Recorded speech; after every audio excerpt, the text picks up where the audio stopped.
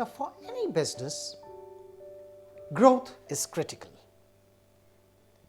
Without growth, there is no reason to exist in the commercial sphere.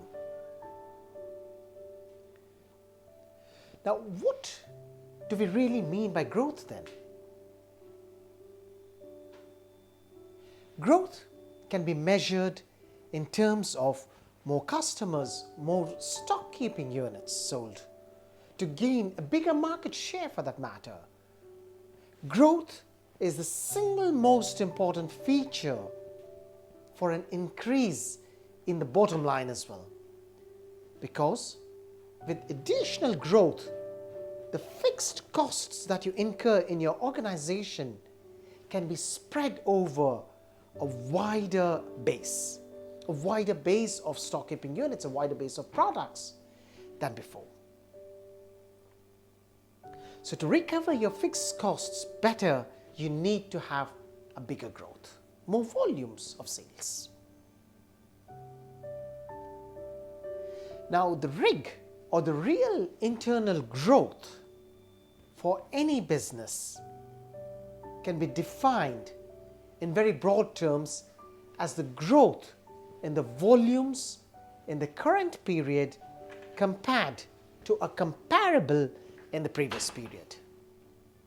To me, more precisely, it is the weighted growth of the net sales, which is nothing else but your net proceeds of sales minus your total trade spend. So this is compared on a year-on-year basis compared with the previous year, and it can simply be considered as volume growth, but not really, as it is the volume of the current year multiplied by the average price of the last year divided by the volume of the last year multiplied by the average price of the last year.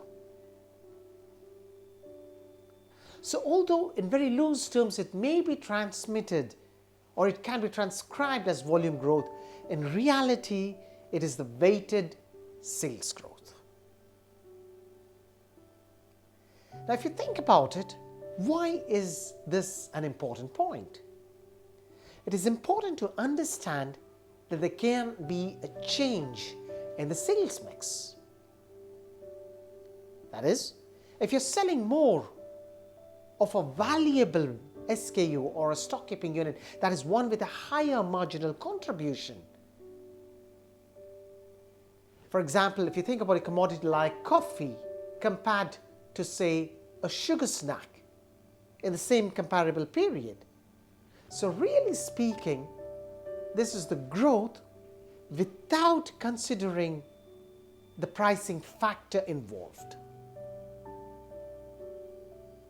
Now, as an example, if you think about it, if, for instance, if you were only selling coffee and you sold 1 kilogram of coffee for, say, $10 last year, and you sell the same 1 kg of coffee this year for $15,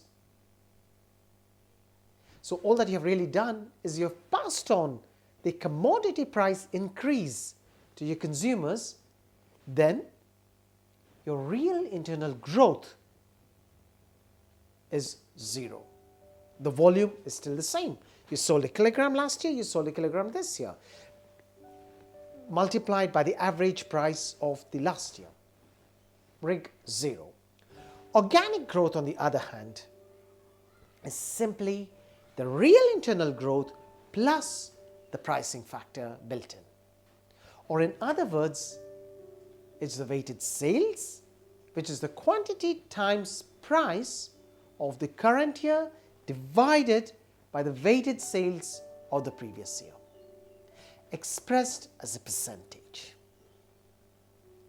The organic growth considers the price increase that are passed on to the consumers.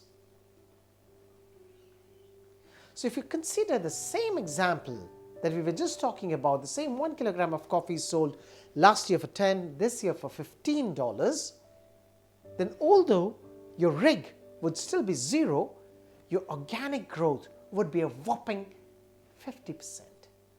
All entirely owing to the price increases that you've passed on to your consumers.